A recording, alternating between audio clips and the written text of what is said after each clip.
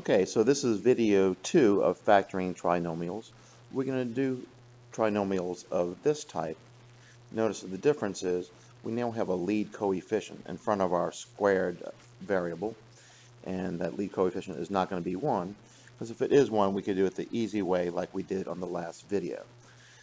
Now for each one of these example problems that I'm going to do, there's a few different ways to do it, and I'll show you each type, and you choose which one you want. So here's my first problem, and as you know, I want to factor this, so I want to express it as a product. So the first way that I'll show you is just a little bit of trial and error. I set up my double bubbles, and the first part is pretty easy, because I want my two first terms to multiply together to give me 5x squared, and since 5 is prime, this is pretty easy. I would just put a 5x here and an x here. And just like before, since both of these are pluses, this makes it easy. I'm just going to put a plus here and a plus here. Now I'm looking for the two numbers to go in those blank spaces. Those two numbers should multiply together to give me 24. But unlike before, they're not going to add up to 34. They're going to OI to give me 34. And what do I mean by OI? That if I did FOIL, when I combine my outer and my inner, that would give me a 34x. So for example, I could try 2 times 12. So we'll put a 2 here and a 12 here. My OR would give me a 2x and a 60x, which would add up to 62x, which is not what I want. So that would not be it. Okay, so maybe I should try 6 and 4. 6 times 4 is 24. Let's check out my OI, my outer and my inner. This would give me a 20x. This would give me a 6x. This adds up to 26x, which is not what I want. But that doesn't mean that 6 and 4 don't work. It just means it doesn't work right there. So let me try switching the 6 and 4. So I'll put the 4 here and the 6 here. So my outers give me a 30x. My inners gives me a 4x, which combines to be 34x, which is what I wanted. I am done. This is, if I worked this out by FOIL, I would get that. So I have factored it correctly. Now there's another way to do it. It's called factoring by grouping. And what I would do there is I want to split up this 34x. Okay? And I want the 34x to be some number or two numbers that multiply together to give me 120. Notice that 5 times 24 is 120. And since my signs are the same, I want these two numbers also to add up to 34. So I want to come up with two numbers that multiply together to give me 120 and add up to 34. Let's see, how about 4 times 30? Yes, that works. So I'm going to rewrite my original problem as 5x squared plus 4x plus 30x, the order didn't matter here, plus 24. I just replaced 34x with 4x plus 30x, that's equal. Now what I'll do is I'll look at these first two terms. I'm going to factor out my greatest common factor, which happens to be x. So this gives me x times 5x plus 4. I'm going to do the same thing here. Let me go ahead and put my plus on here. My common factor there is 6. So it'll be 6 times 5x plus 4. I'm glad that these two are the same. So now I can factor out my common factor of 5x plus 4. And what's left? X plus 6. So I factored out the 5x plus 4, my common factor, and I was left x plus 6. Notice I get the same answer as before. My next method, some people call it the lattice method. I call it the box method. Now watch what I do. I put a 5x squared here and a 24 here. I think you see where that came from. I have to put two entities here, and I go through the same process that I did before where I'm looking for two numbers that multiply together to give me 120, and that, since my signs are the same, will add up to 34. Okay, and we determined that those two numbers were 4 and 30. So here and here I'm going to put a 4x and a 30x. Now, right here for this first row, I identify my common denominator, which appears to be 5x. And then I just think to myself, well, 5x times what equals 5x squared? That would be an x. And then 5x times what equals 30x? I believe that would be 6. Now I need to figure out what goes here. Well, whatever goes here times x should be equal to 4x, so I believe that's going to be a 4. Now the last thing to do is just to verify that it works out for the last one, and check it out. 4 times 6 does equal 24. So my final answer is 5x plus 4 times x plus 6. And let's move on. Next example. Okay, notice the difference. We have a minus sign here, but just like before, since we see a plus sign right here, and then I see a minus sign here, the plus sign tells me that my two operations need to be the same. Same what? Same minus sign. So for this problem, since 6 isn't prime, I have a couple of choices on how to do my first term. So I can do 60b times b, or I could say 3b and a 2b. I don't know which one is going to work. Maybe both will work. Usually just one of them will. I usually try out the one that has these two coefficients closer together. 3 and 2 are closer together than 6 and 1, so I will try this first. Alright, so I'm going to go this route. Plus sign tells me the signs are the same minus, so I put a minus here and a minus here.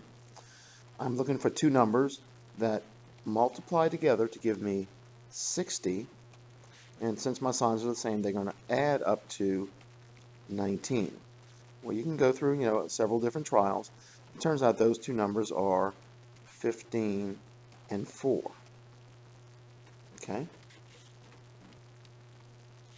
Okay, I apologize. It looks like what I was doing here was that grouping method. So I'm going to go ahead and continue on, because this will be my magic numbers for the grouping method. So I'm going to go 6b squared minus 15b minus 4b plus 10. And now right here I can factor out my greatest common factor, which appears to be 3b, and I get 3b times 2b minus 5. And then right here I see a common factor of 2. I'm going to put,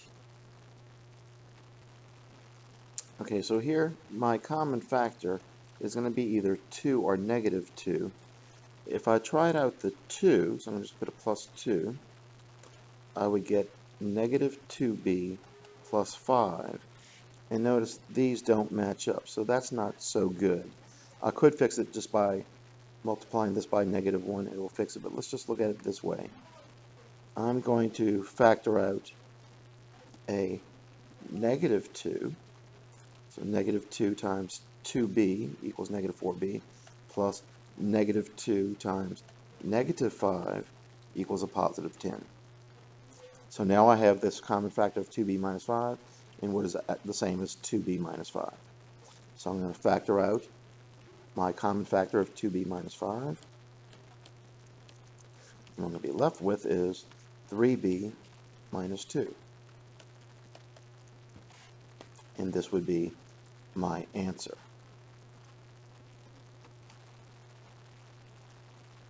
Now going back to the other way that I started originally, sorry about that, I'm going to try to go with 3b and 2b. My signs are both going to be minus. I'm looking for the two numbers that multiply to 10 and that OI to give me 19. Okay, so right off the bat I'm thinking of 2 and 5. I'm going to put a 2 here and a 5 here. Let's check out my OI. I have a negative 4b and a negative 15b, which adds up to a negative 19b, which is exactly what I want. If that hadn't worked, I could have switched the 5 and the 2, see if that worked. If that hadn't worked, I maybe would have tried 10 and 1. But this did work, so I'm good. Okay, now I'm just going to do it by the box method.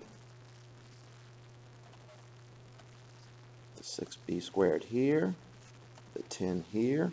But just like the grouping thing, I'm going to do the minus 15b and the minus 4b, just like what I had before. Now up top, I see a common factor of 2b.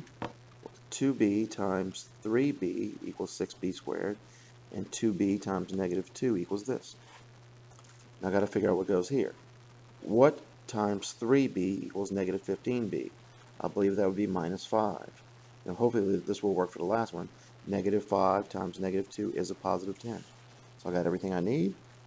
It's 2b minus 5 times 3b minus 2. Again, the correct answer. For these next two problems, I think I'm just going to go ahead and do it by the box method, because this video is getting way too long, and Mr. Blues Clues is getting a little bit tired. So you're going to have to come on over here, dude. Get out the way.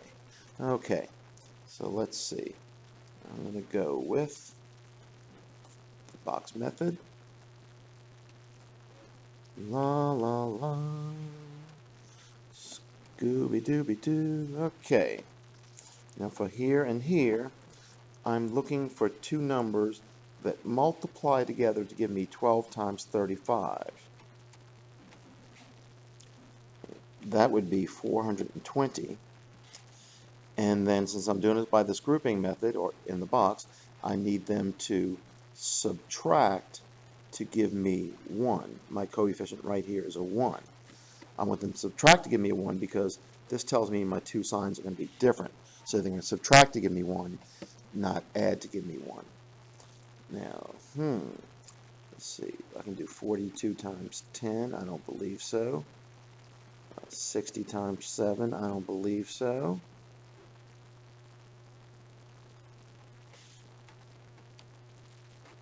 Okay, I had to do a little bit of thinking. That's why I had to press pause. Turns out 21 and 20 work. So I'm going to, let's see, I'm going to put a 21x here and a 20x here.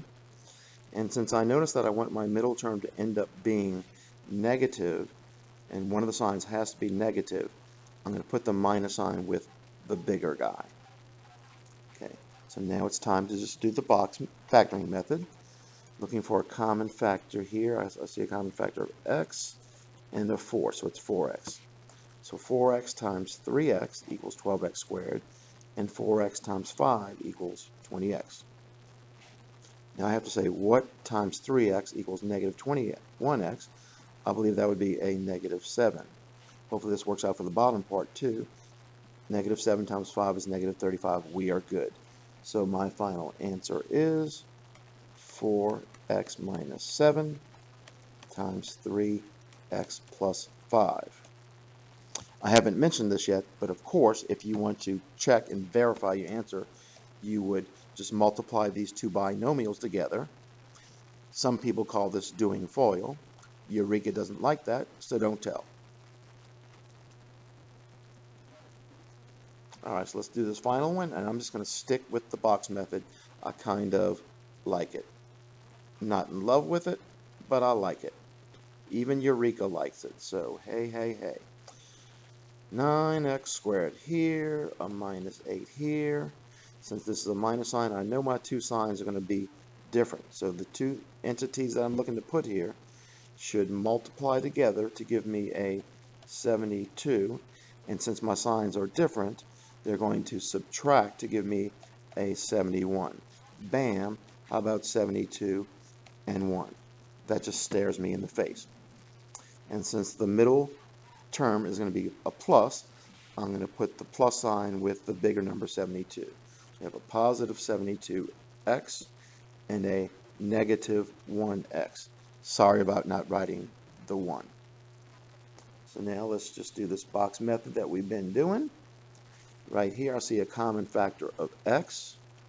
Well, x times 9x equals 9x squared, and x times negative 1 equals the opposite of x. Now, what times 9x equals 72? I believe that would be 8. Hopefully it works out for the last part. It sure does, because 8 times negative 1 equals negative 8. So my factored answer is 9x minus 1 times x plus 8. That is it, my friends. Have a good day.